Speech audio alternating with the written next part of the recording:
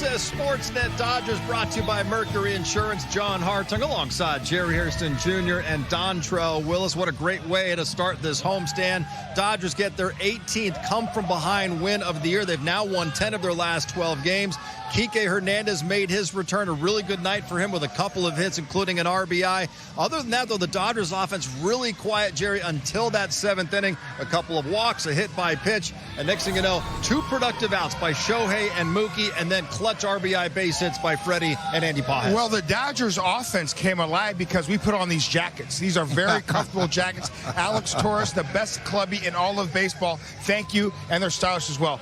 I love the at-bat quality. EK on the telecast, as long as Steven talking about the at-bat quality. You need to have professional at-bats, especially in the later innings. Dodgers in that 7th inning, outstanding job. It was nice to see Kike get his foot down, and I told you guys he was not going to waste his time, especially. He saw that pitch and he got his barrel to it. But the top of the lineup, we talked about that in the pregame show, having to factor. I felt like this game got too long, especially for the back end of that bullpen, a couple of walks. This is what experience and talent does in the back end of it. It felt like they were going to go home quietly. All of a sudden, a couple walks, taking advantage of that, and then rolling over the lineup at the top of the lineup and being able to have that baseball IQ. I love that Shohei put himself in scoring position and ultimately took the lead and won the ball game. And it was Freddie Freeman with a 2-out RBI double to break a 3-3 tie in the 7th inning. And right now, Freddie is standing by with Kirsten Watson. Freddie, let's go to that 7th inning. That's where things turned around for this offense. How would you describe just what you saw from this team, the quality of at-bats, and how you guys were able to retake the lead? Yeah, just great at-bats by Will, and getting the walks, getting going. The big play of that inning is Shohei beating out the double play ball.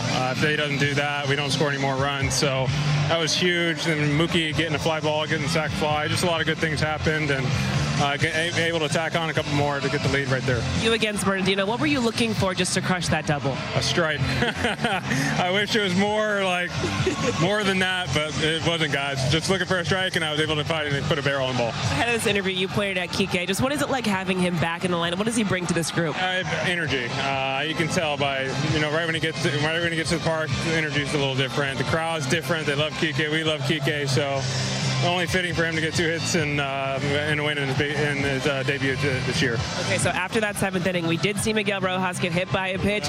We then looked into the dugout. Max Muncy's wrapping up his wrist. He's got a first base glove. Was there a chance that we were going to see you at third? Again, yes, there was a chance. I don't know if Max said he didn't know if he could make the throw, so there was a chance that he goes to first and I go to third. I thought those days were over when Kike came back, but I guess I'm going to have to keep taking ground balls at third base. Tell me, before I let you go, the pitching, Emmett Sheehan, him getting through 6, how would you describe what you saw from him? That was great. I mean, after getting hit with a line drive that got out, 3 more innings was great. Bullpen was great again. Just an overall great victory. Freddie, congratulations on this one tonight. Thank you, Kirsten. It was a great victory for the Dodgers, 5-3 over the Rockies. Freddie Freeman, one of the heroes there in that 7th inning, but it all started, D-Train, with a couple of walks and then a hit batter, and that kind of set things up for the Dodgers offense. Granted, they still had to come through, and they did exactly that. Well, we talked about hitter-friendly counts, and then all of a sudden, their bullpens start to unravel. You're talking about ball 8, ball 9. All of a sudden, you have the ability to do some damage at the bottom of the lineup. How many times have we seen the Dodgers, top to bottom, be able to take advantage from the miscues of the back end of the bullpen? Now, they should have done some damage against that starter, but they did not. But at the back of it, the game just got too long. The pressure got to the back end of the bullpen of the Rockies.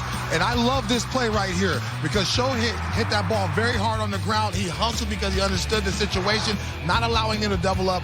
Mookie finally getting a ball middle in to be able to at least get in the air and get a sac fly. I think that's going to get him going. Can't make that mistake to Freddie Freeman. I don't care what era that is. Lefty on lefty, you lucky that ball wasn't to the people. But all of a sudden now, you see the blue wave coming. The people are on their feet, having a good time. The team is rallying, and all of a sudden, they were able to take a lead. Listen, this is what the Dodgers do. It doesn't matter where they are in the lineup. If you continue to give them outs, especially late in ball games, they're going to continue to capitalize. How many times have we seen on this great Dodger run they've been on the last several years, when an inning when they're behind starts with a great at-bat, walk? Will Smith, great job getting on, passing the baton. Kim does a great job passing the baton. Miggy Rowe, I feel you, brother. I know you've been banged up the last couple weeks. Of course, he comes in to pitch it. He gets hit by a pitch, but you're on base. Shohei Ohtani, understanding, trying to shoot that hole because tries to get an RBI or maybe a hit, but if he does pull it and they try to turn to with his speed, they can't do it. He's on base with this hustle. Mookie Betts, I know he's scrapping right now. He's not locked in, but is able to get a sac fly, and I love the ambush by Freddie Freeman. It doesn't matter if it's a fastball or breaking ball. He ambushed that first pitch, strike, rocket off the wall. It's fun to watch them when they all start to fire at all cylinders, and it felt like, we talked about it in the pregame show, they split the series. All of a sudden, the show rocks feel like, hey, we can still win in their own house. Right. Oh, no. This is a talented, really experienced group, and these are the champs. They show why they're the world champs, and they show why they're the defending world champs. I feel like we're at a Jerry Springer show in 1999. When you skipped school and you showed up. Now your parents know him. Sorry, Mom. Let's set it upstairs. Check in one final time with Steven Nelson and Eric Karros. Comeback victory number 18 for the Dodgers this year, EK, and it all comes down to that 4-run seventh inning. And the Dodgers, bottom of the order, has been terrific all year. Another example of that tonight, and then the little things at the top. Right. The thing about it is they didn't quit, and they battled, and a couple walks, a hit by pitch.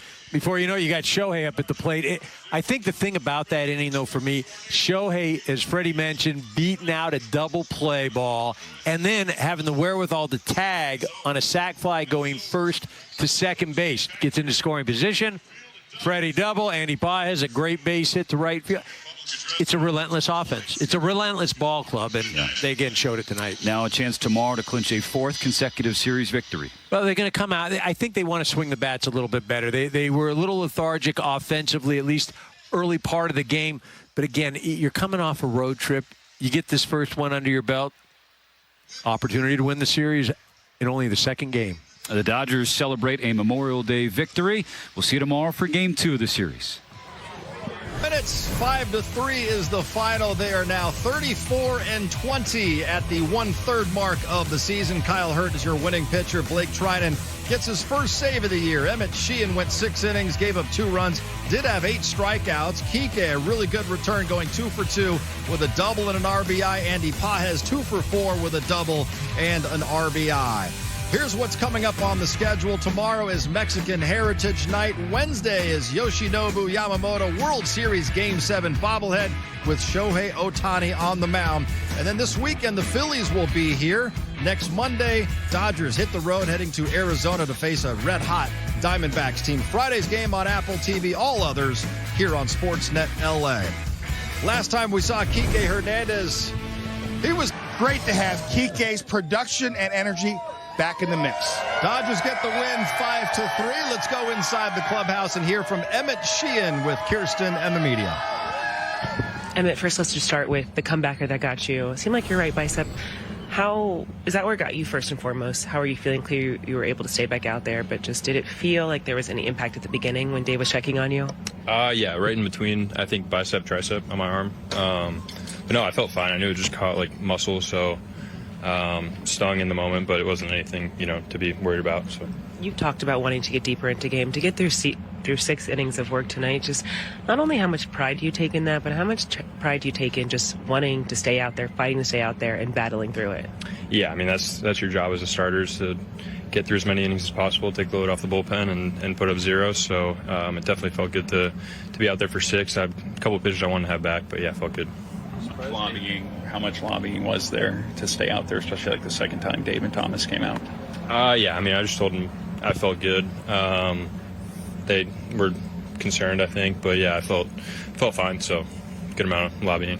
Did you have to do anything different between innings just to keep it loose, or does it feel fine now? Yeah, the trainers were great. They gave me like a little hot pack or something to keep it, from swelling up, I guess. So yeah, it was fine. Did it hurt? You didn't even you hardly had a reaction. It's just yeah, it hurt. But no, it wasn't anything too bad. Like I said, it was just on the meat of the bicep, so it wasn't like caught a bone or anything bad. When you look at just how you're using your stuff today, the curveball was especially, how it was breaking was excellent. Did it just feel like that's kind of the best that pitch has felt for you so far this season? Yeah, I think, the game plan was just try to keep him off balance, slow him down, and speed him up. So fastball wasn't obviously the best today, but I think, Will called a great game, and we were able to keep him off balance. When Emmett Sheehan took that line drive off that bicep-tricep area, Detroit, I think all three of us thought, okay, this is probably going to be his final inning. That thing's going to swell up. It's going to knot up.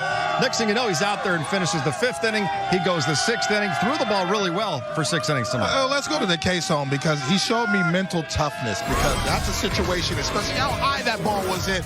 I'm glad he didn't lie because he said it did hurt. It hurt me, but I thought the tunneling today was excellent and making everything look the same. That is a fastball for any lefty that's tough to cover. And right off that fastball, throwing that breaking ball down. As you can see, tunneling. This is what Clayton Kershaw did his whole career, and that's why he's a first ballot Hall of Famer. But also being able to stay out of the middle of the plate. That's how you do that. There's nothing you can do with that sequence when he's throwing a fastball at 96, 97 miles an hour, and then all of a sudden being able to spin the baseball. That slider right there, you can tell the hitter, hey, slider, homeboy, and he's not going to be able to cover that. Mound presence and execution from Emmett Sheehan, excellent job, and that was huge. And I love what he said. Win or lose, my job is to go deep in the game and shorten the game for Dave Roberts and that nasty bullpen, and that's what he did today. And you know what? He definitely won a lot of points with his teammates in the clubhouse, that pitching staff, especially that bullpen. He could have easily came out of the game. So you know what? 105 miles an hour off my bicep. It's my throwing arm. I don't want to get injured, especially when I go and sit down after this inning. I'm not going to go back out there. He goes back out there and does an incredible job shutting that Rockies team down, only giving up 2 runs in 6 innings pitched, and that's what we call a quality start.